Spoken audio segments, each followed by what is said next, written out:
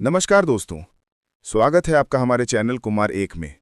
यहाँ आपको मिलती हैं धार्मिक, आध्यात्मिक और प्रेरणादायक कहानियाँ। अगर आप रामायण, महाभारत और भगवान हनुमान जी से जुड़ी कथाएं सुनना पसंद करते हैं तो चैनल को सब्सक्राइब करें और बेल आइकन दबाना ना भूलें ताकि आपको नई कहानियाँ सबसे पहले मिलें।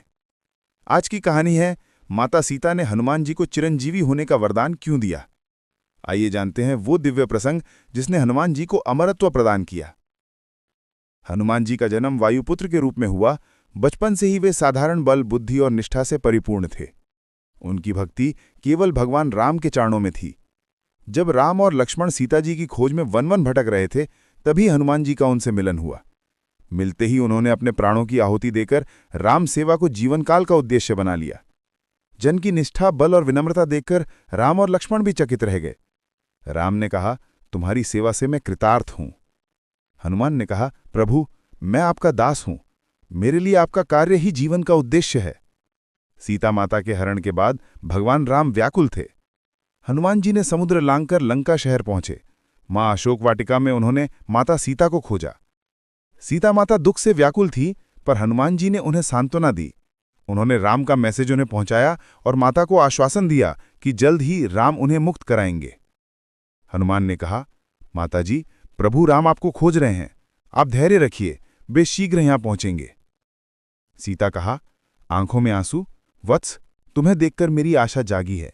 तुम्हारा प्रेम और सेवा मुझे शक्ति देता है। हनुमान जी ने कई असंभव कार्य कर दिखाए।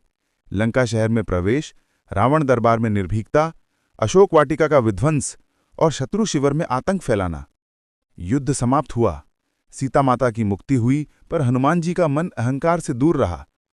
मैं तो प्रभु की कृपा से बकर सका। मैं उनका दास मात्र हूं। जब सब लोग उनकी प्रशंसा कर रहे थे, तब उन्होंने कहा, मैं तो प्रभु की कृपा से बस सब कर पाया। मैं उनका दास मात्र हूं। सीता माता ने ये देखकर उन्हें आशीर्वाद दिया और उनकी सेवभाव की सराहना की।